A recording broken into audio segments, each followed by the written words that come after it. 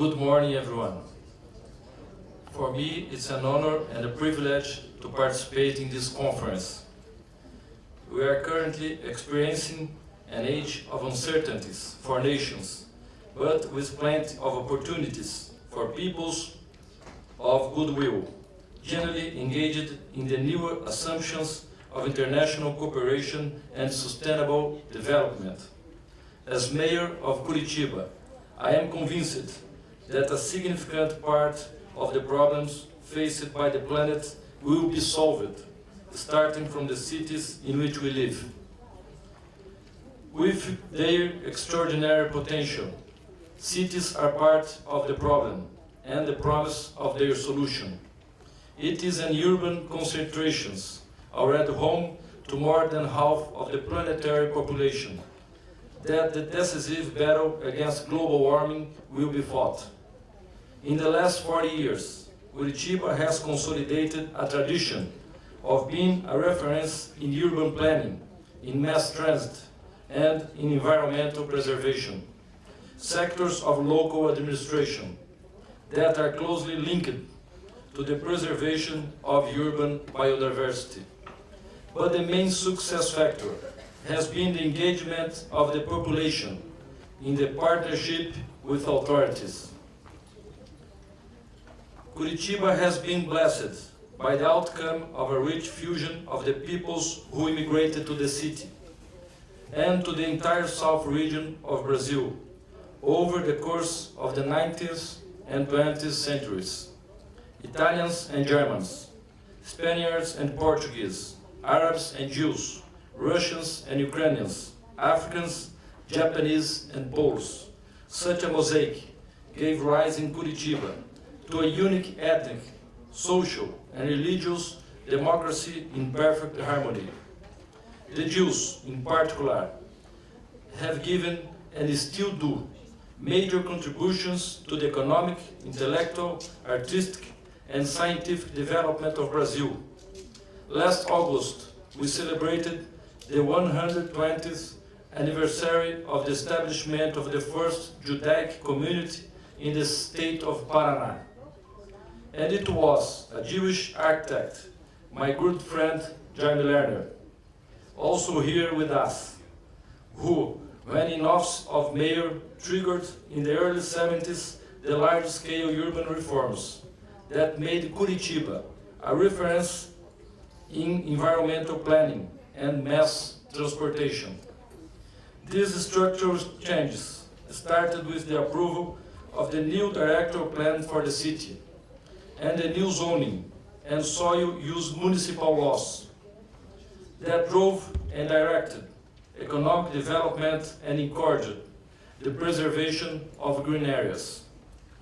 The establishment of structural corridors with their exclusive dedicated lanes for use by buses, modernized public transportations, created a dynamic vehicle flow used daily by 2.3 million passengers, and drove the appearance of commercial hubs, generating employment and business. This system has been continually enhanced. More recently, we set up a new transportation axis called the Green Line, covered by 100% biofuel powered buses, a pioneer initiative in Latin America that contributes to reducing polluting gas emissions. The future of public transportation in Curitiba lies in the integration between buses, the metrics of our system, and the future subway.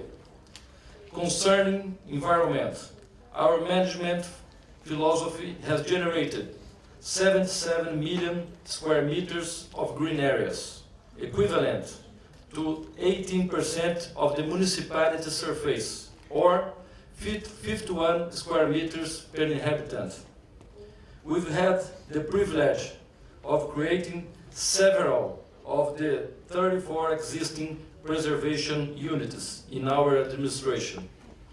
And we are on the way to establish 4 new parks located in regions with lowest human and economic development indicators. We are currently implementing the Basin Recovery Program for the main river in Curitiba, the Barigui, in a project that links actions in low-income housing and environmental recovery, 32 kilometers of extension. We have also established the concept of private reserve of the city's natural heritage, granting tax and building incentives to the owners of these areas.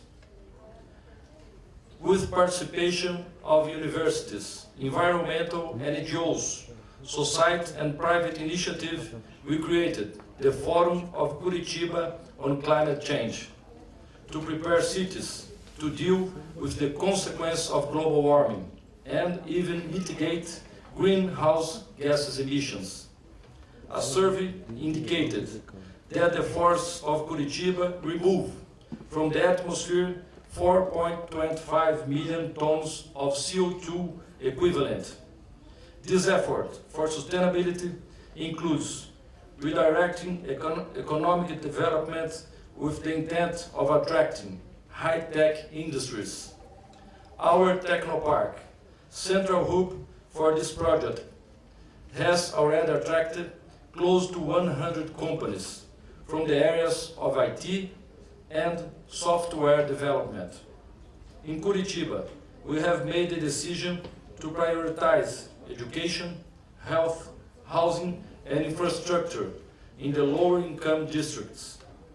With 1.8 million inhabitants, Curitiba has merged with several municipalities comprising a metropolitan area with over 3 million people whose demands for water, transportation, environment, housing, and waste processing must be thought about jointly. I conclude this statement by reiterating my conviction that the solution to global issues is associated, if not subordinated, to a more active intervention by local authorities. Thank you.